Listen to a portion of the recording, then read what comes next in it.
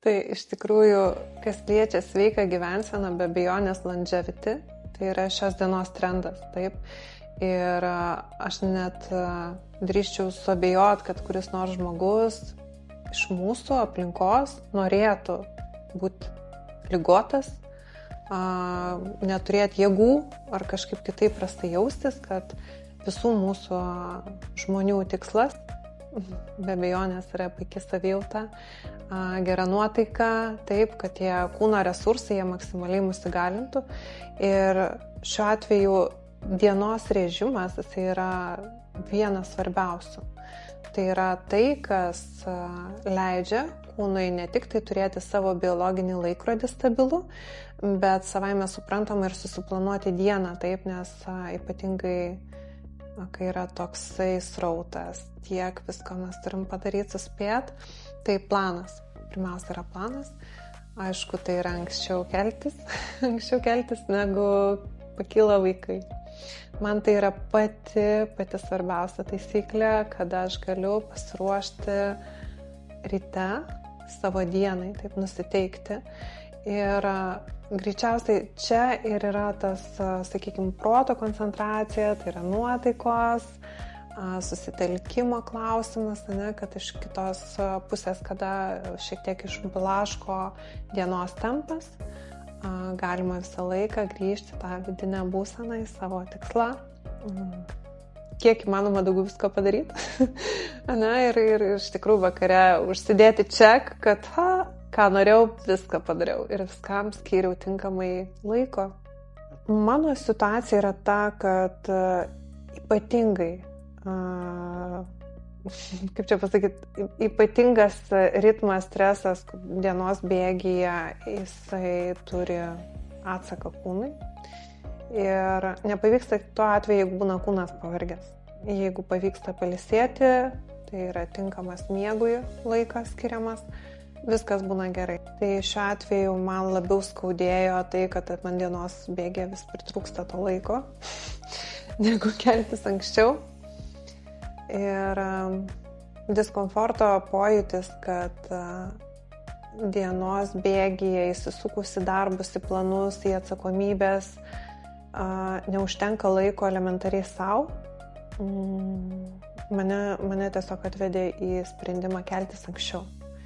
Tai šiuo atveju kiekvieną kartą aš tarsi iš vakaro taip pagalvoju, kad kaip gerai būtų dar šiek tiek anksčiau ir dar šiek tiek anksčiau, bet natūralu, kad gyvenimo tempas jisai ne visą laiką leidžia anksčiau nueit gult, ką irgi reikėtų taip susiplanuoti.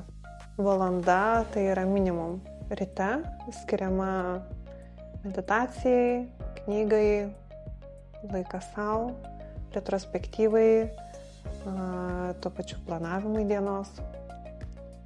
Aš manau, kad tai yra pagrindas. Bet tai yra labai susiję ir su kūno parametrais, kad tiek kūnas pats kaip fizinis instrumentas, tiek emocija, taip, tai mūsų emocijų kūnas, jie abudu yra labai susiję. Taip, tai jeigu apleisti kūno lavinimą, sportą, mitybą, aš manau, kad galima viską derinti, taip, yra jau pakankamai daug mokslo pateikta faktų, kaip yra svarbu įtakoti vienus ar kitus kūno parametrus, taip, ir jų stiprinimą. Vėlgi atsižvelgiant į amžių, į fizinės galimybės, jeigu tai yra ištvermės treniruotas, tai jų intensyvumas, jeigu tai yra jėgos, taipogi. Aš manau, kad tiesiog net pagal nuotaiką galima rinktis. Taip. Jeigu šiandieną jaučiuosi, kad ant kažko supikau, gal visai smagu ir ten toj sporto salėje kažkur su treniruokliais. Jeigu jaučiu, kad per daug jau yra streso, tai visai smagu gal būtų pasivaikščioti ar pabėgioti. O jeigu kūnas sustingęs ir jį reikia pratampyti, tai yra nuostabu joga. Joga bene plačiausia apimanti yra tiek kūno parengti, tiek koncentracija, tiek kvėpavimo pratimus. Tai yra tokia sinergija visų šių pagrindinių faktorių, lemiančių žmogaus gerą savijautą. Natūraliai tai be abejonės įtakos ir nuotaiką. Ir vėlgi, sąmoningumas longevity. temoje jisai jaunėja. Ir aš manau, kad jeigu taip žvelgiant grinai iš biologinės pusės, taip nuo 25 metų, tarsi mūsų biologinis laikrodis, jisai jau sukasi priešingą linkme. Teoriškai. Bet esu ne vienoj moksliniai, kaip sakyti, ne vienam moksliniam netgi šaltinyje skaičius, kad 80% to, kaip mes senstam, priklauso nuo to, kaip mes gyvenam. Ir atitinkamam metų laike, tai 20% lemia mūsų genai. Ar tai yra tikrai tai ir visiems tai galioja? Čia aš manau, kiekvienu atveju galima ginčytis. Bet netgi ir tame žingsnėje, kada jau kūnas jisai sustoja taip augti ir pradeda po truputėlį biologinis laikrodis suktis atgal, yra, sakykime, per vėlu susigriebti. Ir jau dabar nuo 25 metų parašyta mokslė, jau dabar jau sveikai gyvensiu. Aš manau, kad tai turi būti nuo pat pradžių. Ir nesveika mityba, ypatingai ankstyvam amžiui, esant jaunam amžiui, jinai be abejonės turės pasekmes, už ką reikia susimokėti jau brandesniam amžiui. Tai yra viskas susiję taip. Tai pirmiausia atsakomybė mūsų, kaip suaugusių, užauginti jauną kartą nuo pat pirmų dienų su teisingu požiūriu į savo kūną, į gyvenimą, į mitybą. Jeigu kūnas pailsėjęs, pamaitintas, taip, tai tas mūsų skafandras, su kuriuo mes keliamės per gyvenimą, jisai įtakoja ir mūsų nuotaiką. Na, paimkim pavyzdį, taip, aš atsikėliau, geros nuotaikos, bet man nutirpo koja ir aš nepaeinu. Tai irgi taip nebus teisingai, tai ir sėdės tas geros nuotaikos tenai vietoj. Papildai, esant šiai dienai, tokiam tempui, tokiam gyvenimo ritmui, taip, tikrai daugelis mūsų neturi laiko ir pilnavertiškai maitintis. Ir netgi tie produktai, kurie pas mus patenka, jie nebeturi tos vertės, tokios 100% vertės maistingumo atžvilgių. Papildai jie labai padeda, jie praplečia tą spektrą vitaminų, mikroelementų, kurį mes gauname su maistu.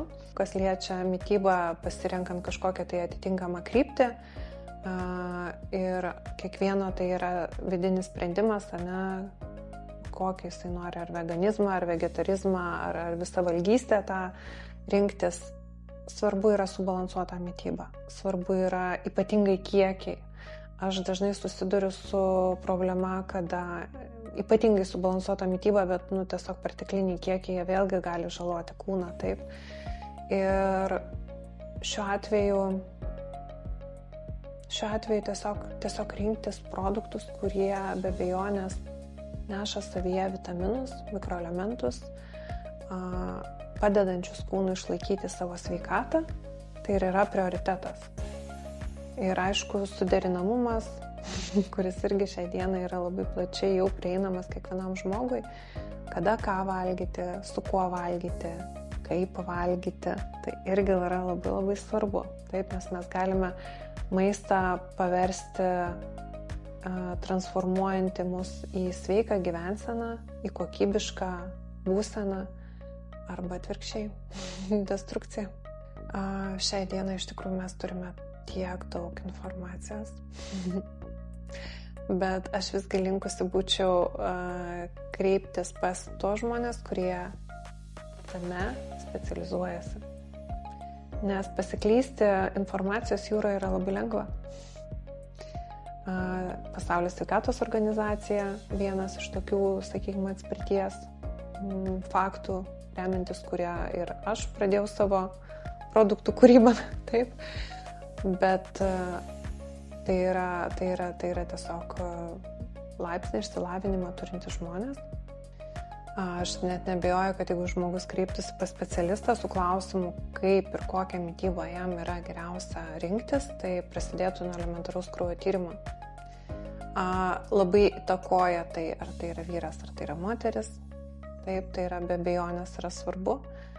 Tiek kiekių, tiek mitybos racionų, tiek hormonų pusiausvyros, tai balansų vienas dalykas. Kitas dalykas tai yra gyvenimo būdas, amžius, begalės veiksnių, kuriuos teisingai įsivertinus, vėlgi pagal savo skonio receptorius, taip, kultūrą galima jau būtų taikyti tą mitybą.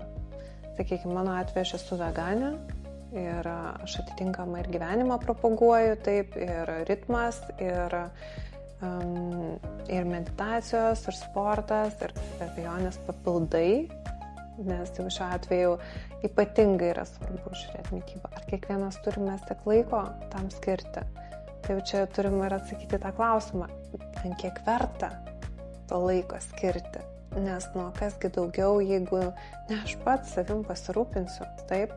Nes kaip ir labai gerai pats, Tomai, žinai, pasakėjai, kad ateina ta riba, nuo kada reikėtų tarsi. Ir reikia visą laiką, kiekvieną dieną. Jeigu kiekvieną dieną aš valausi dantis, lygiai taip pat aš kiekvieną dieną maitinu savo kūną, klausimas, kuo aš jį maitinsiu ir ką aš tai paversiu. Va tai ir yra tas pats grožis ir tas sąmoningumas, ką mes su savo kūnu galime padaryti, ką galime atnešti pasaulio, ką galim duoti kitiem.